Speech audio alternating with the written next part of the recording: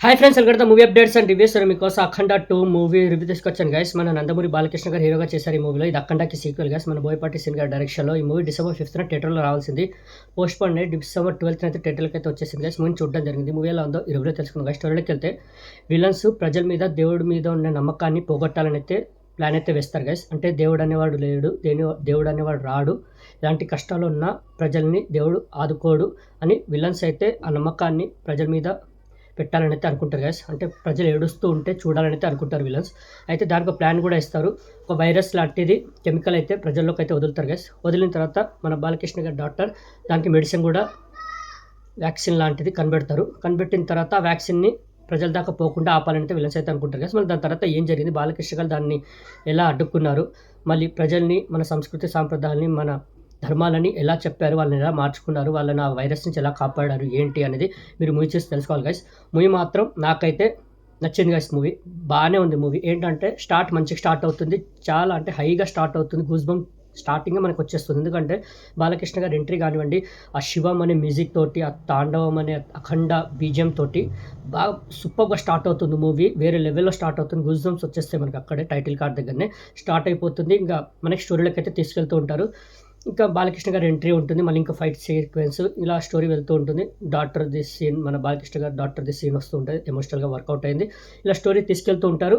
Mainly ఏంటంటే first half చాలా lag చేసినట్టయితే నాకు అనిపించింది గైస్. పర్టికులర్లీ చాలా అంటే చాలా డ్రాగ్గా తీసుకెళ్ళినట్టయితే అనిపించింది. చాలా స్లో బేస్గా, అంటే అక్కడక్కడ బోర్ కూడా ఫీల్ అవుతాం మనం. అలా అంతా లాగారు మూవీని. మళ్ళీ ఇంటర్వెల్కి వచ్చేసరికి చాలా హైగా ఫైట్ సీక్వెన్స్ అయితే చేస్తారు. ఆ ఫైట్ సీక్వెన్స్ మాత్రం వేరే లెవెల్‌లో ఉంటుంది. బాలకృష్ణ గారి గురించి చెప్పనక్కర్లేదు. ఎలాంటి యాక్టరో, ఎలాంటి పెర్ఫార్మరో చెప్పేటోళ్ళం అయితే కాదు. అంత గ్రేట్ యాక్టర్. ఆ పెర్ఫార్మెన్స్ చూస్తే గూస్ బంప్స్ వస్తాయి మనకి ఆ ఫైట్ సీక్వెన్సెస్‌లో. అసలు అఖండ తాండవం అంటారు కదా, అది చూపిచ్చేశారు. ఇంకా ఇంటర్వల్ బ్లాకు చాలా మంచిగా సెట్ చేశారు. ఇంటర్వల్ కార్డ్ కూడా సూపర్‌గా పడుతుంది. ఇంకా ఇంటర్వల్ తర్వాత అఖండ తాండవం ఏదైతుందో కంటిన్యూషన్ అవుతూ ఉంటుంది. ఆ ఫైట్ సీక్వెన్సెస్ అంటే విలన్స్‌ని అడ్డుకోవడం, ఇంకా డైలాగ్స్ అంటే మన సంస్కృతి సాంప్రదాయాలు, మన ధర్మాల గురించి, మన దైవాల గురించి చెప్పడం. ఒక్కొక్క డైలాగ్ మాత్రం చాలా పేలింది. అంటే ప్రజల్లోకి తీసుకెళ్ళేలాగా డైలాగ్స్ అయితే రాసుకున్నారు. చాలా అనిపించింది. ఇప్పుడున్న జనరేషన్‌కి అర్థమయ్యేలా దైవాల గురించి, ధర్మాల గురించి, మన సంస్కృతి సాంప్రదాయాల గురించి చాలా చూపిచ్చారు. చాలా రాసుకున్నారు డైలాగ్స్ మాత్రం. అలా తీసుకెళ్తూ ఉంటారు మూవీని. మళ్ళా మధ్యలో డ్రాప్ అయినట్టు చాలా బోరింగ్‌గా అనిపిస్తుంటుంది గైస్. అంటే బోర్ అయితే ఫీల్ అవుతాం మనం. ఎందుకంటే చాలా బోరింగ్‌గా అంటే ల్యాగ్ చేసినట్టు అనిపించింది నా పర్సనల్ ఒపీనియన్ మూవీ. ఇంకా ఫైట్ సీక్వెన్స్ అయితే చాలా సెట్ చేసుకున్నారు. ఫైట్ సీక్వెన్స్ అయితే వేరే లెవెల్‌లో ఉన్నాయి. బీజీఎం అయితే ఇచ్చి పడేశారు తమన్ గారు. అస్సలు బీజీఎం మామూలుగా కొట్టలేదు. సౌండ్ మాత్రం ఇచ్చి పడేశారు. అలా ఉంది బీజీఎం.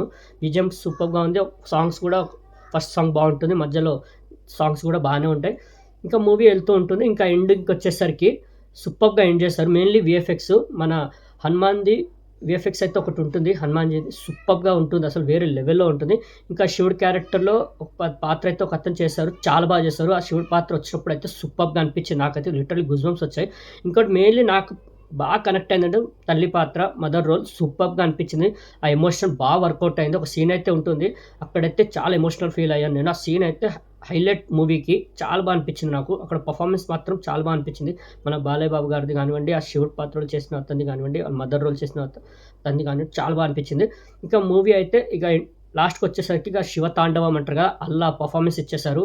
ఫైట్ సీక్వెన్స్ కానివ్వండి సూపర్‌గా డిజైన్ చేశారు. చాలా అనిపించింది. ఏంటంటే మూవీ చాలా స్లో బేస్‌గా అనిపించింది. నాకు పర్టిక్యులర్‌లీ కొద్దిగా బోర్ ఫీల్ అయ్యాను. ఫస్ట్ హాఫ్ మాత్రం చాలా స్లోగా ఎళ్ళింది. చాలా అంటే చాలా స్లోగా ఎళ్ళింది. అంటే లాగారు మూవీని స్టోరీకి తీసుకెళ్ళడానికి. విలన్స్‌నే చూపియడము, ఆ విలన్ కాన్వర్జేషన్ దాని గురించి మాట్లాడడం అదే ఎక్కువ సాగదీశారు. మనం రెగ్యులర్ బాలకృష్ణ గారి మూవీస్‌లో ఏం చూస్తామంటే డైలాగ్స్, మెయిన్‌లీ డైలాగ్స్. ఎలా అంటే ఫేస్ టు ఫేస్ అలాంటి డైలాగ్స్ మనకు దీంట్లో కనిపించవు. అంటే ఉంటాయి డైలాగ్స్, బట్ ఎలా మన బాలకృష్ణ గారి మూవీస్‌లో ఎలాంటి పవర్‌ఫుల్ డైలాగ్స్ ఎలా అయితే మనం ఊహించుకొనైతే వెళ్తామో, ఆ డైలాగ్స్ అయితే దీంట్లో చాలా తక్కువుంటాయి. యాక్షన్ సీక్వెన్సెస్ అయితే డిజైన్ చేశారు. బట్ డైలాగ్స్ మాత్రం చాలా తక్కువుంటాయి. ఎందుకంటే ఇది డివోషనల్ మూవీ కాబట్టి డైలాగ్స్ మొత్తం మనకి మన ధర్మాల గురించి, సంస్కృతి సాంప్రదాయాల గురించి అయితే రాసుకున్నారు. అది బావుంటుంది. బట్ మన బాలకృష్ణ గారి మూవీస్‌లో ఏదైతే మనం ఎక్స్‌పెక్ట్ చేస్తామో అది తగ్గింది. ఇంకా పర్ఫార్మెన్స్ వైస్ మాత్రం పీక్స్‌లో ఉంటుంది బాలయ్య బాబుది. సూపర్బ్‌గా ఉంటుంది. డైరెక్షన్ కూడా బోయపాటి గారిది తగ్గలేదు ఎక్కడ. సూపర్బ్‌గానే వీఎఫ్ఎక్స్ మెయిన్‌లీ సూపర్బ్‌గా అనిపించాయి. చాలా అనిపించాయి వీఎఫ్ఎక్స్. ఇంకోటి నాకు డిసప్పాయింట్ ఏమనిపించిందంటే ఆది పెనిశెట్టి గారి క్యారెక్టర్.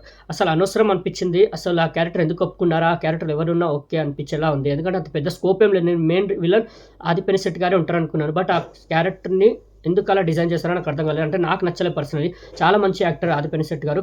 బట్ ఆ క్యారెక్టర్‌ని ఒప్పుకోవడం, ఆ క్యారెక్టర్ అంత స్కోప్ లేని క్యారెక్టర్ అనేది నా పర్సనల్ ఫీలింగ్. నాకు పెద్దగా ఇంప్రెసింగ్ అనిపించలేదు ఆ క్యారెక్టర్. మిగతా ఆర్టిస్ట్‌ల పర్ఫార్మెన్స్ ఓకే బానే ఆది పినిశెట్టి గారు సూపర్‌గా చేశారు ఆ రోల్‌లో, ఆ క్యారెక్టర్‌లో. బట్ నాకు పెద్దగా ఇంప్రెసింగ్ అనిపించలేదు ఆ క్యారెక్టర్ అంతగా.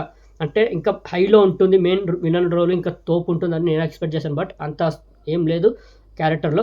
మిగతా ఆర్టిస్ట్‌ల పర్ఫార్మెన్స్ బాగున్నాయి. బీజీఎం అయితే ఇచ్చి పడేశారు. Direction superb. ఇంకా బాలయ్యబాబు గురించి చెప్పనక్కర్లేదు. శివ తాండవం ఆడేశారు. చాలా అంటే చాలా బాగుంది బాలయ్య బాబు పర్ఫార్మెన్స్ మాత్రం. మూవీ మాత్రం బాగుంది గైస్, వాచ్ చేయాలి. ఎందుకంటే ఇలాంటి మూవీస్ మన పిల్లలకి కానివ్వండి, ఇప్పుడొచ్చే జనరేషన్‌కి అర్థం అవ్వాలి. మన ధర్మాల గురించి, మన దైవం గురించి, సంస్కృతి సాంప్రదాయాల గురించి, మనం ఎట్టుపోతున్నాం ఏంటి, దేవుడిని ఎలా మర్చిపోవద్దు. దేవుడు అనేవారు ఉన్నారు, మనతోనే ఉంటారు. మనం ఎల్లప్పుడూ దేవుడితో ఉంటే దేవుడు మనతోనే ఉంటాడు. అంటే ఎప్పుడు మనం దేవుడి మీద నమ్మకం అయితే వదులుకోవద్దు అనేది చాలా బాగా చూపించారు. పర్సనల్లీ రికమెండ్ చేస్తున్నాను, వాచ్ చేయండి. నియర్ బై థియేటర్స్‌లో అఖండ 2 నడుస్తుంది గైస్. చాలా అంటే చాలా బాగుంది మూవీ.